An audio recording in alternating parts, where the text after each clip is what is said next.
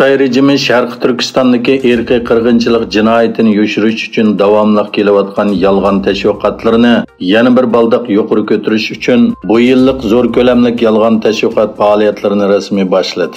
Tangritog' to'rining bu vaqtdagi xabardan ma'lum bo'lishicha, Xitoy rejimi 2022-yillik atalmish 10 minglagan kishi Xinjiang haqida so'zlash temasidagi yurishlik to'r faoliyatini 23-iyul Urumchida boshlagan. Bu faoliyatga Xitoy Markaziy komitet to'r bexatarligi va uchirlashtirish ishxonasi, to'rda tarqitish idorasi, to'r jamiyat xizmati idorasi boshchilik qilgan.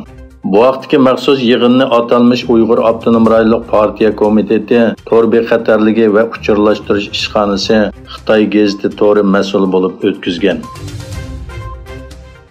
Amerika Davlat Majlisida ovozga qo'yishni kutib turayotgan Uyg'urlarga aloqador ikki yangi qonun loyihasi, ya'ni Uyg'ur kishilik huquqini qo'g'dash qonuni bilan Uyg'ur siyosiy qonunining ma'qullanishi uchun xizmatlar davomlashmoqda. Bu munosabat bilan Amerika Xalqaro diniy erkinlik komitetining raisi, Uyg'ur kishilik huquq qurilishining idora hay'at a'zosi Nuri Turkal bilan Dunyo Uyg'ur qurultiyining muavin raisi Ömer Qanat bu qonun loyihalarini qo'llashi muhim bo'lgan Kengash palata a'zosi Ernest Grasli apandini ziyorat qildi. Amerika Kengash palatasi davlat ichidagi yerim o'tkazgich kasbini qo'llash uchun bir qonun loyihasini ma'qulladi. Bu qonun loyihasi orqali mashina va qurol ishlab chiqarishda ishlatiladigan o'zak ishlab chiqarishda Xitoy bilan raqobatlashadigan shirkatlarning kuchaytirilishi va bozordagi o'zak masalasining hal qilinishi maqsad qilingan.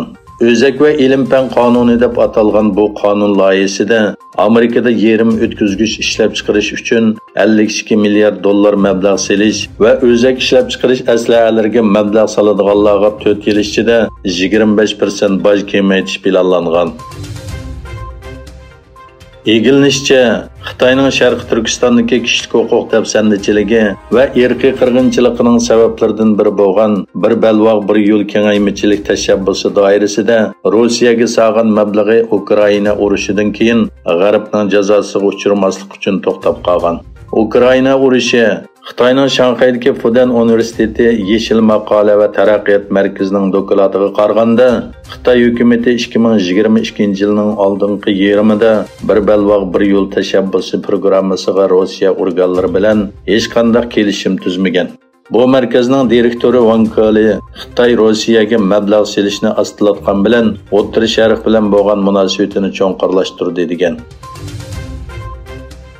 Türkmenistonda elektronlik hukumat qonuni Prezident Sardar Bardimov Muhammadovning imzosi bilan rasmiy yo'lga qo'yildi. Hukumat apparatlari ara uchur almashtirishda qulaylik yaratib beradigan bu yangi qonun hukumat organlarining hujjat va uchurlardan o'rtaq bir suhbatdan bahramand bo'lishiga sharoit hozirlab berdi.